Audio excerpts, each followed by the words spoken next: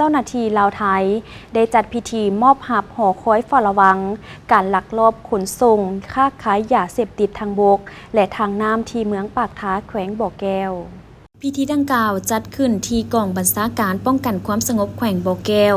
ตั้งหน้าขึ้นหับโดยพันเอกปัญญาแสงวิจิตรรองหัวหน้ากองบัญชาการป้องกันความสงบแขวงบ่อแก้วสาธารณรัฐประชาธิปไตยปัสสุลาวและตั้งหน้าขึ้นมอบโดยท่านธันวาพุทธพองผู้อำนวยการป้องกันและปราบปรามยาเสพติดภาค 5 สำนักงานป้องกันและปราบปรามยาเสพติดแห่งราชอาณาจักรไทยมีพันเอกจันทรเฮืองคำไซ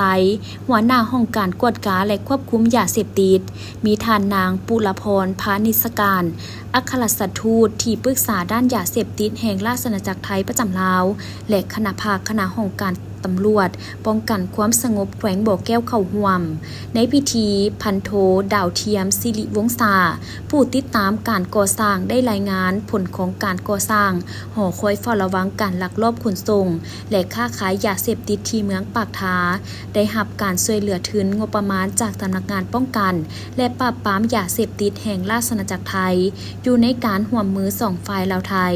เกี่ยวกับการกวดกาควบคุมสกัดกั้นและต้านยาเสพติดในการสร้างอาคาร1หลังเป็นมูลค่า1 ล้านกว่าบาทกรมใหญ่ตำรวจกระทรวงป้องกันความสงบได้สมทบกับกองบัญชาการป้องกันความสงบแขวงบ่อแก้วกองบัญชาการป้องกันความสงบเมืองปากท้ามอบหมายให้บริษัท SP ก่อสร้างจำกัดผู้เดียวเป็นผู้รับเหมาก่อสร้างเริ่มแต่วันที่15 มิถุนายน 2025บุกเบิกเนื้อที่ดินสร้างอาคาร2ชั้น1หลังกว้างขนาด 4x4 เมตรสูง6เมตรสร้างห้องน้ำ1หลังติดตั้งหม้อแปลงไฟฟ้า1หน่วยติดตั้งระบบดูดน้ำ1เครื่องผ่านการติดตามกวดกาตามแต่ละระยะของโครงการแม้นได้ดำเนินตามขั้นตอนของการก่อสร้างซึ่งได้สำเร็จลงในวันที่20 เมษายน 2025จากนั้นก็ได้เซ็นบทบันทึกการมอบหับของทั้ง2ฝ่ายอย่างเป็นทางการ